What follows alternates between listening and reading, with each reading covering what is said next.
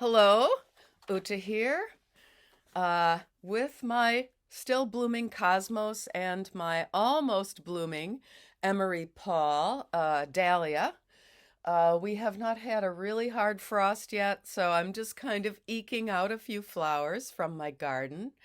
I'm very excited about some more fall bulb planting that I might do because yesterday my tree service came to take down these two trees that were dying and they chipped them up. And so I have lots and lots of logs and wood chips to fashion rustic planting beds out of. And I discovered that you can plant daffodil bulbs and crocus bulbs in wood chips. You don't even need soil, and they will come up and bloom next spring. And so I ordered um, about 150 more bulbs.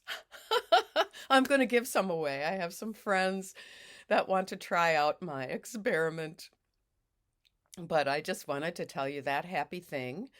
And I especially appreciate some of the commenters who, leave long comments that are heartfelt and give us more information. And I particularly appreciate my contingent of gay men who are realizing that they would have been sucked up into this cult, if they were a teenager now. And so, and then there's this thing about Eddie Izzard, and I'm trying to decide whether to during the concert whether to like go write something all over the sidewalks just far away from the theater enough that I won't have the security people, jumping on me. I don't know. Anyway, this civil disobedience that I'm getting into, it's oh, but this is something important. Also, there are these two messaging boards. One is at a local kind of a community center, and they have a cork board outside that they don't vet what you put on it. All you need is the push pins. And then there's one out by the bike trail. And so I'm going to make a project of getting a nice brightly colored printer paper and print out the truth about damage to girls who are, having their bodies altered permanently and so on because of a temporary um, gender dysphoria crisis. Anyway, thank you, whoever it is. I don't have the commenter name to tell me about Eddie Izzard. I can't believe he's coming to my town. I feel like these people haunt me.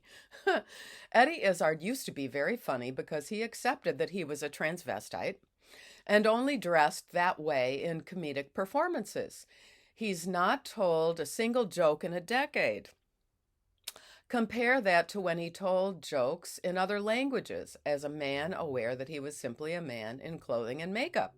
If you go back and watch when he did the extraordinary achievement of back to back marathons over weeks, that was actually running. He doesn't look in that kind of shape now. He was very clearly using his male physique, oh, yeah, I guess so, to help others. Those days are unfortunately long behind us, and his narcissism has taken over. He abandoned his new name and pronouns when he realized he was actually living off his old heyday and that his new female persona has zero jokes to tell. But he'll put on that costume when it gets him applause for being brave. I can't even keep up with these guys. It's well worth watching his old performances and contrasting the stories he tells to his new narratives. He used to be supremely aware of the differences between male and female and even had jokes about how men struggle to articulate emotion or think more about sex. I used to have some sympathy for him because he lost his mom at an early age. So, grief and the trauma of a loss of a female in the family appears to be a common past experience of cross dressers and men who are feeling some female side of themselves. And so that's the deep psychotherapy that needs to be done along with movement and stress reducing strategies such as at Motivational Doc channel. Uh, okay. But if you have heard him tell a story of him dressed up, basically harassing teen girls, ugh, but feeling he was the victim, then that quickly dries up. To me, he's a great example of someone who achieved so much more as a man, who admitted he liked wearing women's clothes than now with his ridiculous ego driven nonsense. I wish we could hear the stories of his ex to know quite how and where it all went wrong. Even looking her up gets stories of Eddie feeling sorry for himself for not being able to hold down a relationship as a so called, in quotes, trans woman. Her name is Susan something. She has a couple of different names. I think, no, Sarah, excuse me. Sarah Townsend, but she also goes by Sarah McGinnis. I think she's some kind of Irish singer. And I think it sounds like she's kind of trying to piggyback on his fame and he has some kind of control over her. She used to be apparently a romantic partner, but now she is just, doing some tech work for him. Anyway, honey, you know, do your own thing now. That's my advice. Okay, now this is from a gay subscriber from the UK, I guess. And I think these are really good comments in response to my work with Paul, the confused teen boy who seems to be doing quite well with exercise, reading actual hard copy books, and talking just more casually with his parents and staying away from the TQ++2 Spirit Club. And also, I was glad to be corrected about the neurodiversity clubs and hear that they are actually trying to help the kids. And another comment about the children on autism spectrum, that, parents are putting headphones on them for sound blocking, and that doesn't help with the desensitization. It seems to me that there could be a combination because, if you're going on the subway with your little kid who is very oversensitive, I mean, I put my hands over my ears in the subway, and I think, if the kid kind of goes crazy at lunch in the school cafeteria because it's so noisy and that type of thing, that the canceling earphones are not bad. But again, some thought needs to be happening about whether this is making this child more oversensitive. And, we really need to think deeply about all of these special needs interventions. So thank you. All of you commenters, thank you. Okay, so this is my gay guy. It's like Tears and BJS or something. And I recently heard, he says, I recently heard a UK historian lament that Brits perform so little unpaid voluntary service. And I replied to him that I am understanding that in the Scandinavian socialist countries, that they also have kind of a dearth of volunteers because of the wraparound services that the government provides. And so people feel like I pay half of my income for that, so I shouldn't have to worry about that. And so he's just appreciating what I'm doing for Paul. And you could say that I'm also doing this for myself because helping others is a part of healing. And I also want to have some case studies to prove that this whole true trans diagnosis is simply mental health malpractice and the biggest malpractice history in the history of medicine. That's what Miriam Grossman, child psychiatrist, says. Okay.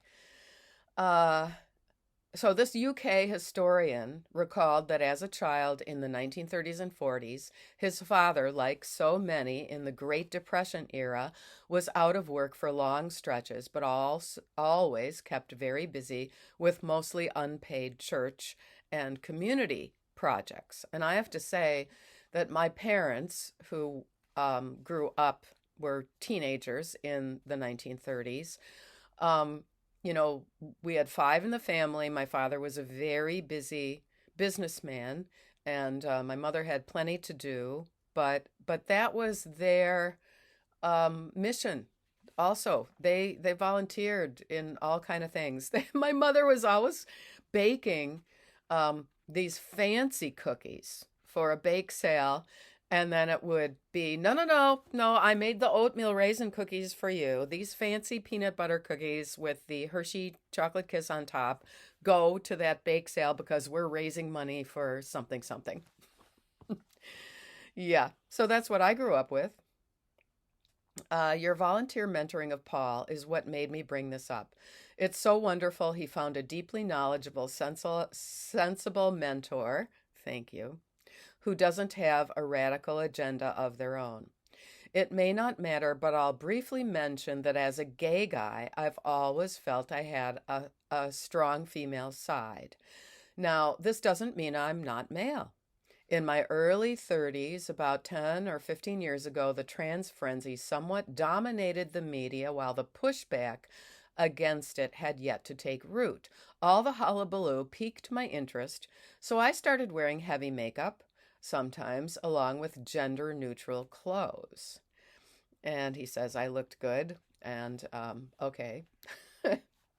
Anyway, I'm allergic to a lot of makeup, so my eyes start to get puffy and red, and I don't look good in heavy makeup. But anyway, long story short, at first it was really great. I felt more vital.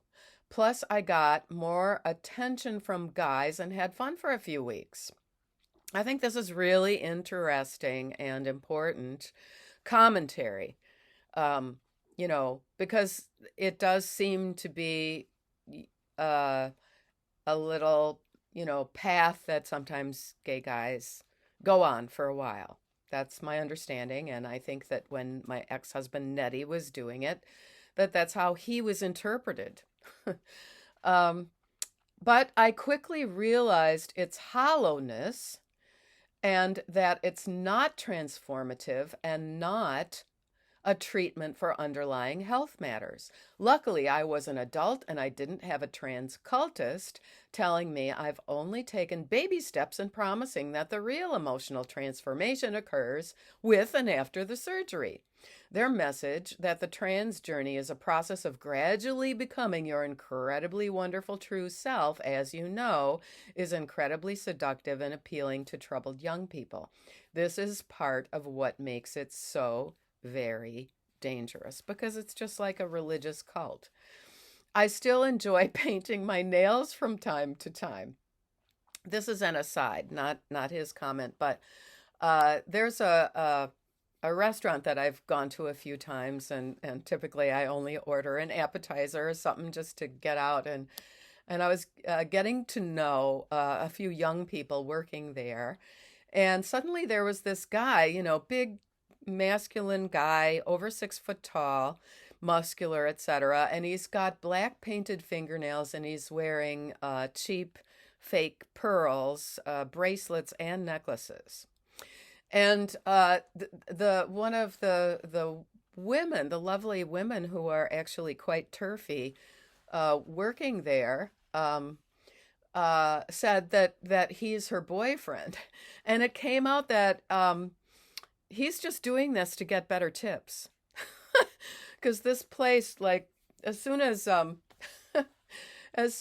I started talking my turfy talk, they start being very quiet and wanting to talk to me and wanting to tell me about, stories they know, but they have to be quiet in that place because the owner and the cooks are going to kick me out or something, and they know I'm a good tipper if if they hear it. And but the thing is, what this particular young man is doing, if you ask me, is sex signaling to some of the older homosexual men who regularly come to this place. It's got an appealing menu for that crowd. And although terribly expensive, I can only afford an appetizer. But I actually decided not to go back because, I mean, I actually said to his girlfriend, I mean, do you understand the signaling that is might be misinterpreted by older gay men? That he might be, you know, interpreted as signaling to them, and so I don't know. That's that's me. I'm just an old lady. Okay, this is about this Tears and BJS telling me about that he still enjoys painting his nails from time to time. This won't be popular, but in my opinion, it's super that high school guys can experiment with painting nails and even makeup if they like, without trans positive radicals targeting them. And my response is that's the problem.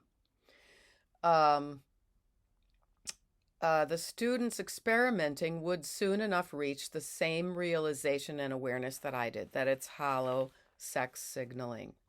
What really depresses me is that these days visible experimentation with gender indicated such indicators such as painted nails makes them an easy soft target, not so much by bullies anymore, but by trans positive cultists at a time in their life when they are most inexperienced and most vulnerable.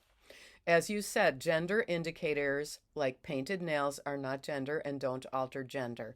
And this is why I prefer to say male or female roles, um, ROLES, not bread. And I don't like the word gender, and I just prefer to go with the word sex. If you don't want to say sex roles, you can say male and female traditions and social roles. Uh, okay, as you said, gender indicators like painted nails are not gender and don't alter gender. It massively concerns me that young students can't creatively experiment with gender expression without putting a target on their backs. In my opinion, trans cult agents targeting students ought to be barred from high schools, absolutely. Too many of them have a really sketchy past.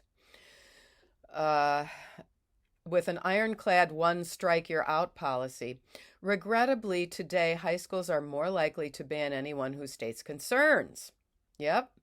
This leaves young people not just unprotected, but targeted by deeply disturbed or at best confused trans radicals. I'm just so grateful I went to high school when I did. It was still a high school and not an indoctrination camp targeting troubled and vulnerable young students. I see this whole cultural moment as a targeted attack on those with emotional problems and mental illness. And uh, I have seen this business about the fingernails, fake fingernails too, and makeup intruding into the gardening world and like high heels. Like, who does that? Who gardens with fake fingernails on? In the US, we have to wear gloves because of poison ivy and poison oak, but and like, come on. This was on my favorite gardening program, Gardener's World. Oh, I was, and all the gardeners were sort of like trying not to throw up in their mouth about this young guy pretending to do actual, work with soil while he's wearing stiletto heels and a tight corseted dress and long fake fingernails and a wig and all this makeup. And it's like, yeah, honey, as soon as you start sweating, this isn't going to work. So this is virtue signaling, and what I think is too bad about that too is that these guys count themselves as diversity, and mostly they're these white guys who grew up middle class. as opposed to the wonderful people of color, Asians, Caribbean ethnic groups, and Africans. There's, oh gosh, I have to think. He has a rose named after him. Next time I'll be sure to mention that guy, the gardener, who's, I think he's from Jamaica or something. He had a show, a gardening show on on BritBox. So, yes, we need diversity, all different ethnic groups involved in various activities, but virtue signaling with some guy wearing a dress and heavy makeup and being a drag queens gardening, really? No, that's ridiculous. All right, now go vote.